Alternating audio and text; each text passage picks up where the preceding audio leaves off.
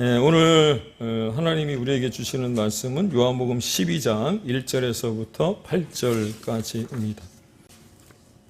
무엇을 보고 듣고 어떻게 말할 것인가 라고 하는 제목으로 잠시 여러분들과 함께 또 말씀을 상고하는 가운데 은혜를 나누기를 원합니다.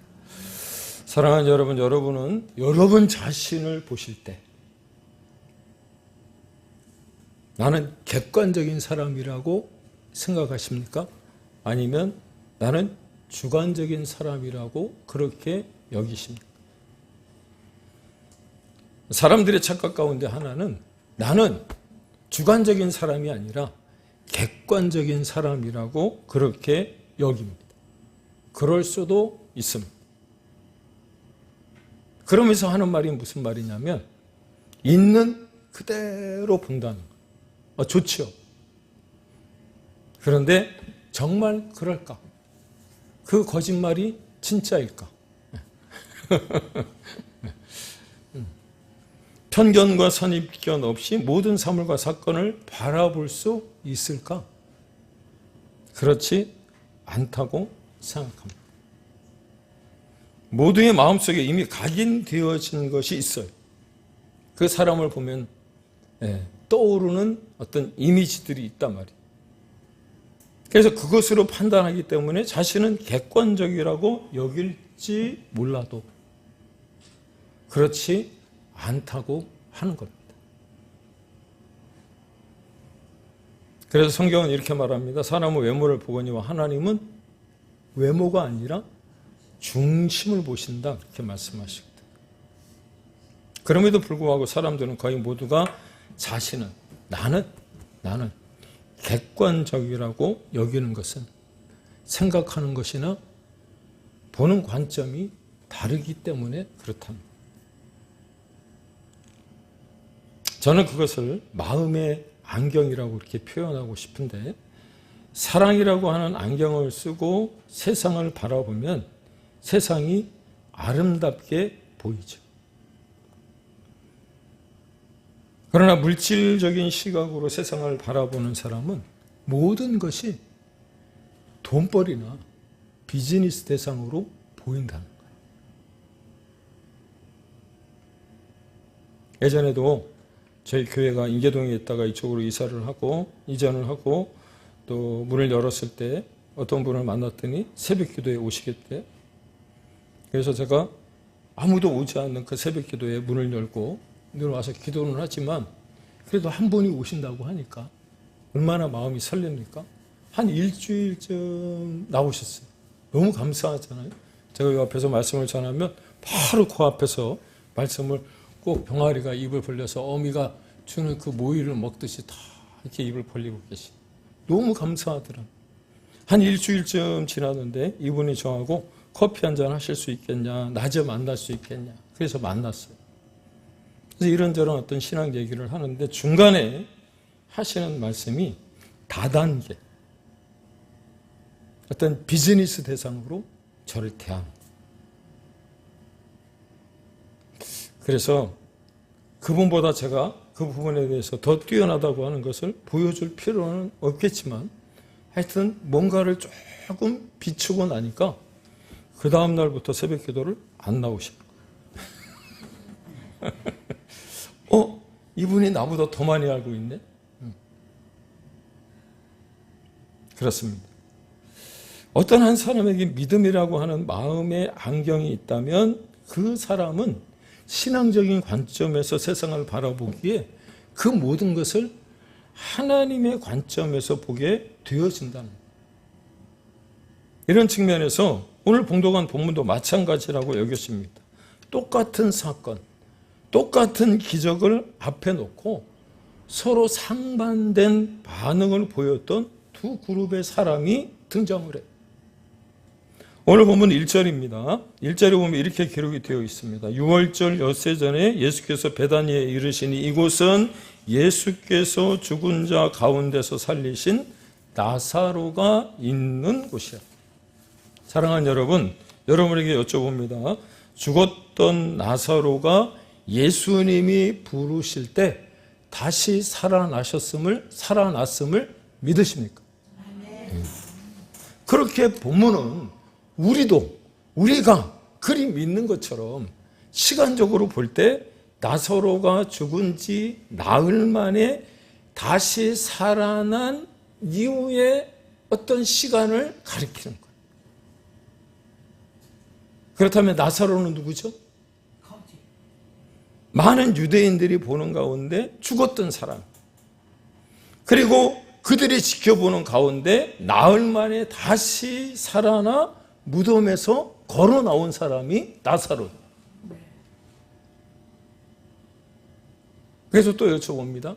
그런데 그 일은 지어낸 이야기입니까? 아닙니까? 지어낸 이야기가 아니죠. 당시 많은 사람들이 이미 조문객으로 등장을 했고, 그가 죽었기에 요한복음 11장 11절에 보면 돌 무덤에, 앞에 사진에 보시는 것처럼 돌 무덤에 장사 지냈다는 것을 다 알고 있는 거예요. 우리들 입에서도 그것이 사실이라고 팩트라고 말씀하셨던 것처럼 누구도 부인할 수 없는 객관적인 사실이라고 하는 겁니다. 그랬는데 이 같은 객관적인 사건을 보고도 기적과 같은 일을 목격하고도 사람들이 보였던 반응은 동일하지 않다. 여기서 볼 수 있는 두 가지의 반응이 있습니다. 첫 번째, 유대 종교 지도자들이 보였던 반응이, 이들은 보지도 않고 나사로가 예수님이 부르셨을 때 죽은 지 나흘 만에 살아났다고 하는 것을 우리가 믿고 있는 그 예수님의 기적 자체를 보고도 안 믿는 거예요. 거부하는 거예요. 그리고는 이 사건을 계기로 예수님을 죽이기로 결정하는 반응이 나옵니다. 보면 바로 앞장인 요한복음 11장 47절과 48절에 보면 이 사람이, 여기서 이 사람은 누구를 가리키느냐? 예수님을 이야기하는 거예요. 예수님이 많은 표적을 행하니 어떻게 하겠느냐 하고는 산헤드린이라고 하는 최고의 유대인 어떤 의결기관을, 공의회를 소집을 합니다. 그리고는 이렇게 논의를 하죠. 그대로 두면, 누구를요? 예수님을 그대로 두면 모든 사람이 예수님을 믿을 것을 염려하여 예수님을 죽이기로 모의했다는 거예요. 이게 요한복음 11장 47절 48절에 나와요. 사랑하는 여러분, 한번 생각해 보십시오. 하나님이 메시아를 이 땅에 보내셔서 수많은 유대인들이 예수를 믿고 따르기로 했다면 하나님의 뜻이 이루어지는 케이스니까 당연히 그들도 기뻐해야 되는 것 아닙니까? 그런데 전혀 기뻐하지 않고 오히려 걱정을 해요. 예수님을 죽이려고 모의하고 작당합니다. 왜냐? 단도직입적으로 말씀을 드리면 소위 기득권층에 놓인 자신들의 위치가 흔들릴 수 있었기 때문에.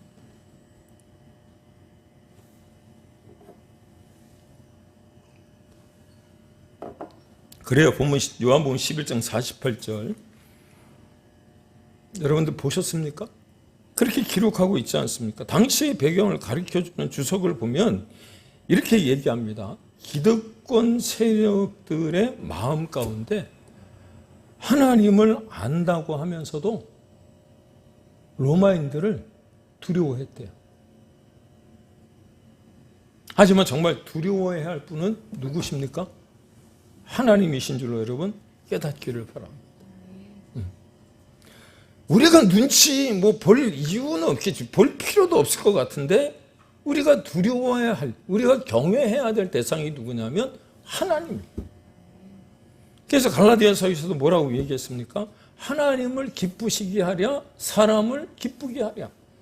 여러분, 사람을 기쁘게 하면은요, 하나님을 기쁘게 할 수가 없지만 하나님을 기쁘게 하면 사람도 기쁘게 할 수 있는 줄로 믿으시기 바랍니다.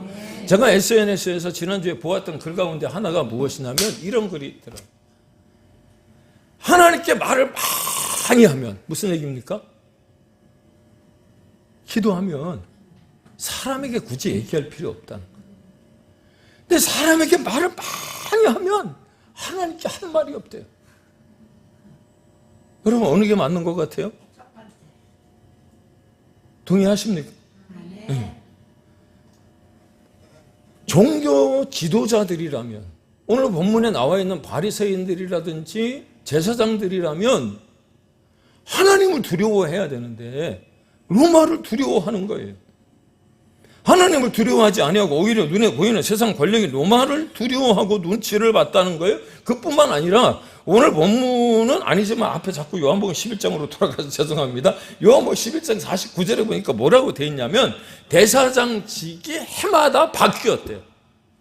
우리가 오후 예배 시간에 여러분 그 대제사장 예수 그리스도에 대해서 히브리서를 우리가 그 배우기 직전에 자꾸 제사라든지 아니면 뭐 구원의 서정이라든지 이런 걸 자꾸 우리가 공부하지 않았습니까?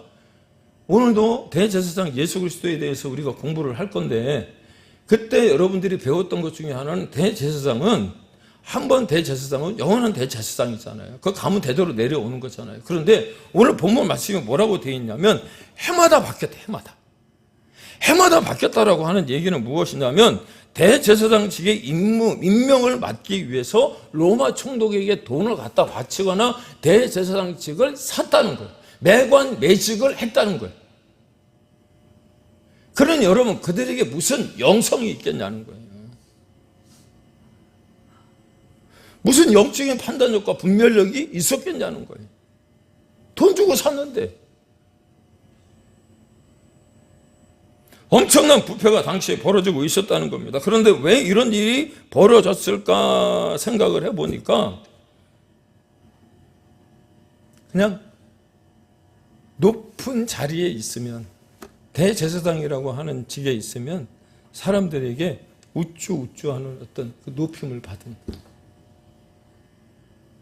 사랑하는 여러분, 예수님께서 유독 혹독하게 비난한 3인방이 있었어요. 누군지 아십니까? 바리새인, 서기관, 제사장.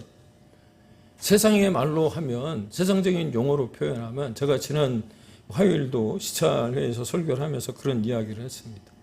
목사님들이 나이스하게 보일 수 있다. 바로 그 사람들이 나이스한 사람들 아닙니까? 젠틀해 보이지 않습니까? 머리에는 성경적인 지식이 가득했고 입에는 거룩한 말이 넘쳤으며 손은 항상 깨끗했어요. 왜? 노가다를 할 일이 없으니까. 그래서 다른 사람들과 같이 있어도 쉽게 구별이 될 정도로 분명히 달랐고요. 흠 잡을 데가 없었습니다. 하지만 그들에게 없었던 것이 하나 있다면 예수님을 메시아로 알지 못했다는 거예요. 성경을 통독하고 성경을 읽고 성경을 필사하고 또 성경을 가지고 설교를 하고 말씀을 증거하면서도 그들 안에 하나님이 안 계시는 거예요. 그러니 영성이 결여될 수밖에 없죠. 그렇게 제사장 직을 감당하고 있다가 예수님이 그들의 죄를 지적하기 시작하자 예수님을 어떻게 하기로요? 죽이기로 결정하는 거예요.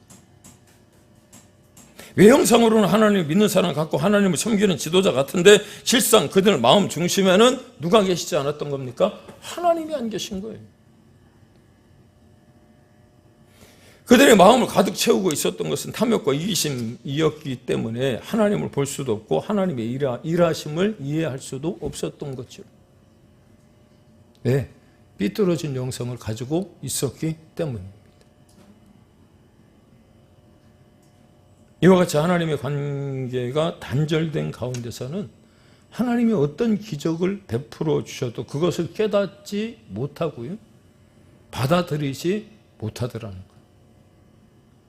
그런 반면에 또 하나의 반응을 볼 수 있습니다. 여러분과 같이 읽었던 본문 가운데 등장하는 베다니의 한 가정이 보였던 반응입니다. 이 가정은요, 예수님을 위해서 잔치를 배설하고 주님의 이름을 높입니다. 그리고 그 과정 속에서 마리아가 값비싼 향유 옥합을 깨뜨려서 주님 발 앞에 붓고 머리털로 그것을 닦았다고 말합니다. 그렇다면 같은 사건을 보고도 어떤 이들은 예수님을 부인하고 예수님을 죽이려 한 반면에 또 다른 그룹은 그 기적을 행하신 예수님을 존귀한 분으로 모시고 이분에게 어떻게 하면 최상의 헌신, 최상의 예배를 드릴 수 있었을까를 생각했을까? 그 이유는 그들 마음 중심에 종교 지도자들이나 제사장들이나 바리새인이나 서기관과는 달리 하나님이 그 마음에 계셨기 때문에. 나아가 예수님이 얼마나 이 가정을 사랑하셨는지 전에도 제가 한번 설명을 드렸습니다만, 예수님이 쉴 곳을 찾으실 때 늘 나사로의 가정에 가서 쉬었다. 여러분 기억나십니까? 그들은 그걸 잘 알았기 때문에 그들도 마음을 다해 주님을 경배하고 높인 거죠. 이것이 진정한 건강한 바른 영성이라고 할 수 있는 겁니다. 여기서 깨닫게 되는 게 무엇입니까? 우리의 신앙이 건강해져서 우리 안에 믿음이라고 하는 안경이 씌워질 때 나사로의 가정처럼 헌신도 가능하고 섬김도 봉사도 가능해질 줄로 믿습니다. 그렇지 않으면요, 교회 안에서 조금 일을 하다가 마음이 조금 틀어지면 교회를 금방 벗어나는 사람들이 있어요. 금방 교회를 떠나는 사람이 있어요. 제가 잘 쓰는 표현으로 해성같이 등장을 했다가 유성같이 사라지는 사람들이 있어요. 어느 날 그림자조차도 안 보여. 이런 말씀을 제가 몇 번 드려서 송구한데 오늘 한 번만 더 드리고 제가 다시는 안 하겠습니다. 무슨 말씀이냐면, 요즘 사람들이 교회를 다녀도 왜 자꾸 대형 마트에 가듯이 큰 교회로만 발걸음을 하는 겁니까? 거기에도 세상적인 논리가 있는 거예요. 뭔가 갖추어진 교회에 가면 나의 신앙이 제대로 설 것이라고 그렇게 생각해요. 그럴지도 모릅니다. 저 같아도 그러니까. 저 같아도 그러니까. 예전에 어느 집사님이 그런 말씀을 하시더라고요. 목사님, 대형 교회에서 예배 전에, 예배 시간에 10명의 찬양팀이 나와서 찬양을 부르는 거 보고 있으니까 아주 은혜가 절로 되던데요.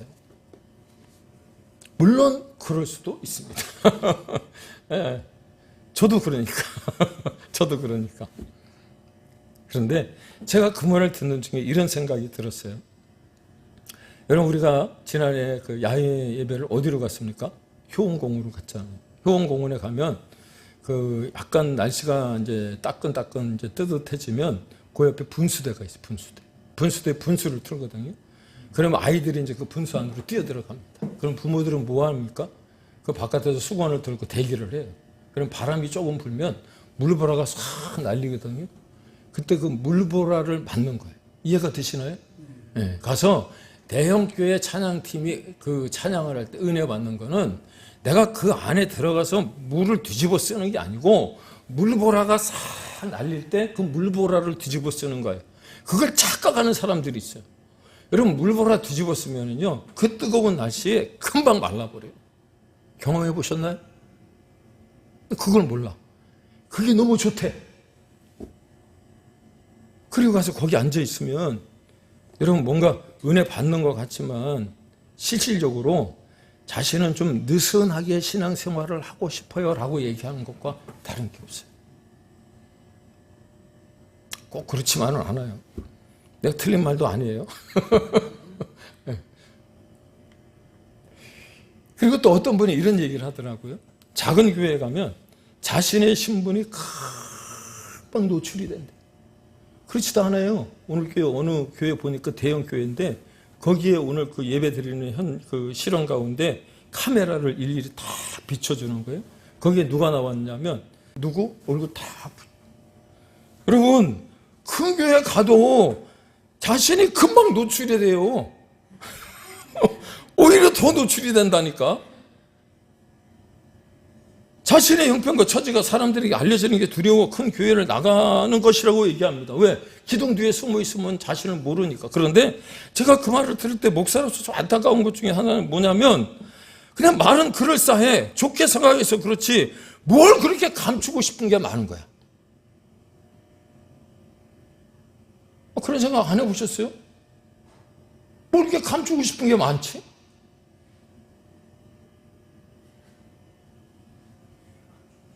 우리가 나사로의 가정처럼 아름다운 마음으로 신앙생활을 하기 위해서 따라서 해야 될 일이 무엇이냐면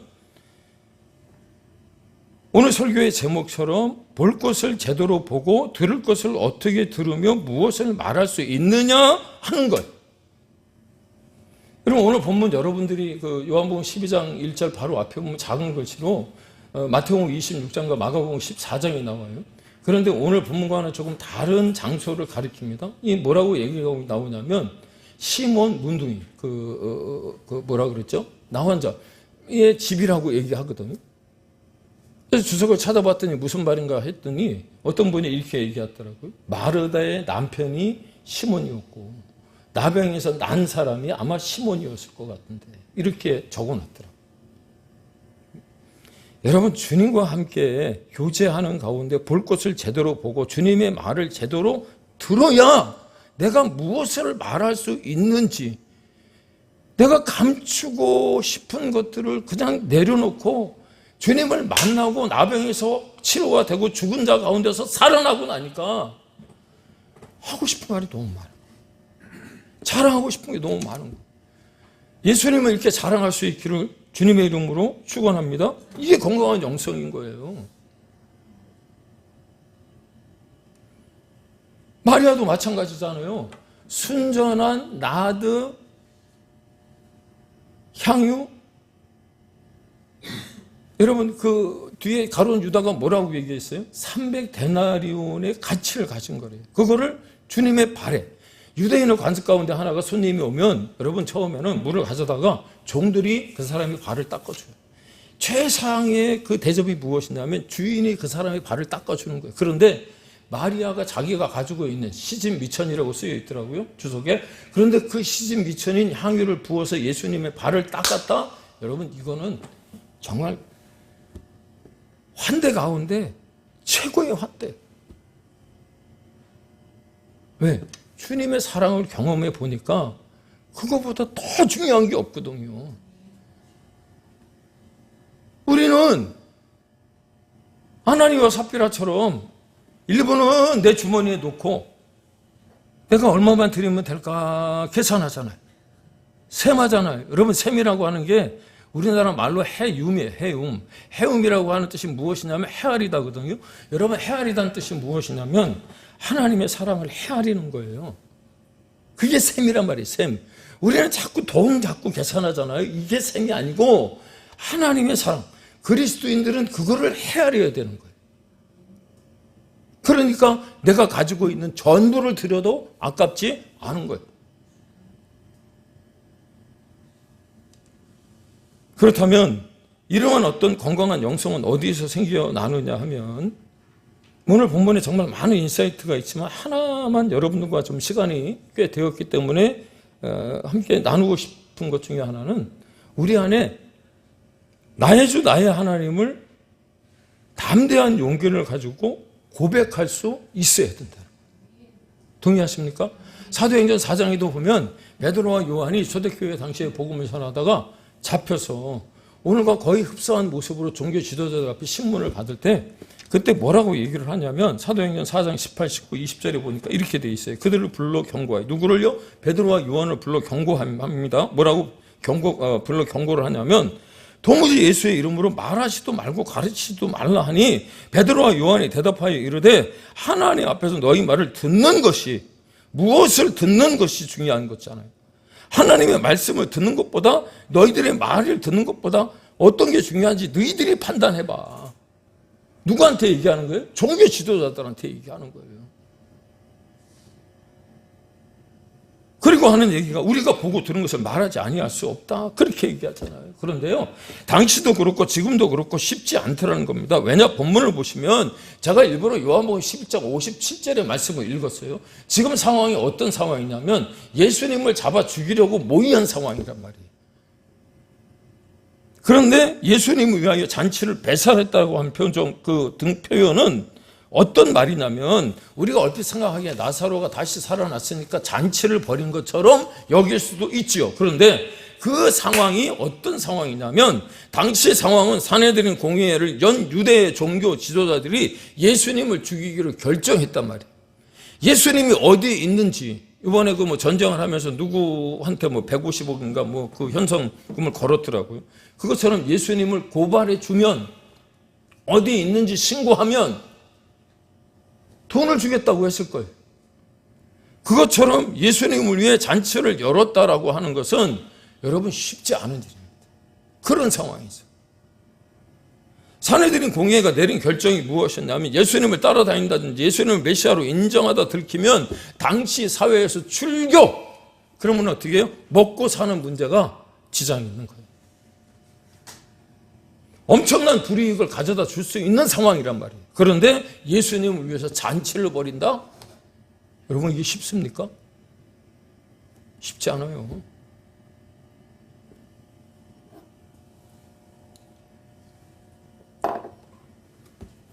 그런데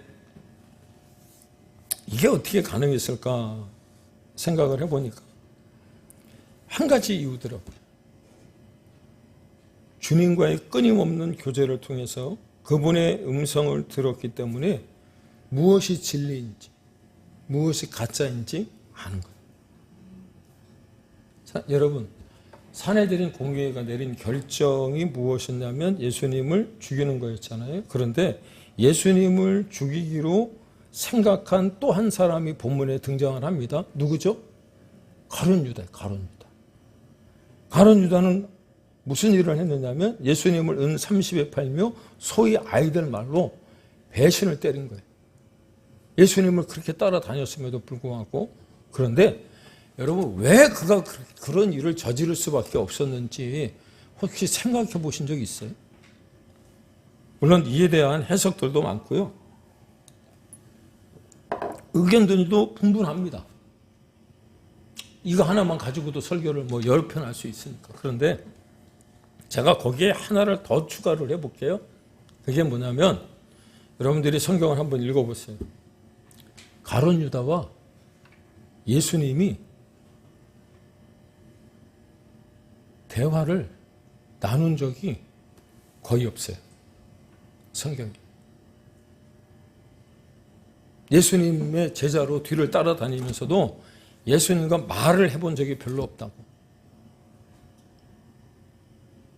베드로는요? 베드로는 예수님께 혼나고 꾸중맞고 창피를 당하면서도 계속 예수님과 대화를 시도를 해요. 여기에 차이가 있는 거예요.